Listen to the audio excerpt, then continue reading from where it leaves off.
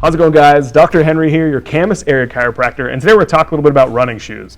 So this is a huge topic, and there's opinions coming everywhere, and it can be really overwhelming if you ever do a Google search. So I'm going to tell you what I'm doing this season, and if it helps you out, awesome.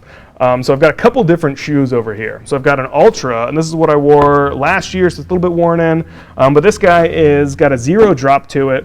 And that means that there's no difference between the heel and the toe box up here, right? So it's nice and flat. You can also see when I pick it up and move it around just how bendy and flexible this guy is. So when I'm wearing a shoe like this, you know that my foot's having to work a lot, which is not necessarily a bad thing. It's good because it's working my foot out, I'm building up some tissue capacity.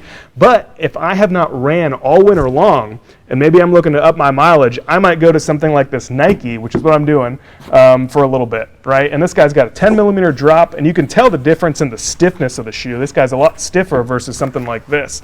So this maybe is gonna be the good fit for me right now when I'm looking to build up my mileage. I can kind of go back and forth. Going from a 10 millimeter drop to a zero might be a lot, so I might get something in between.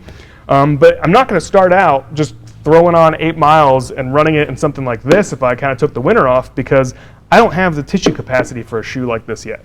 I'm going to need to maybe use a little bit of a crutch and run in something like this, maybe build that stuff up, maybe do my accessory work on the side of it, not just sticking to running, and that's going to help me be able to transition back and forth into shoes. But just like everything else, a shoe is a tool, right? You should have a couple different ones, and that can help you keep safe this running season. If you have any questions, feel free to ask.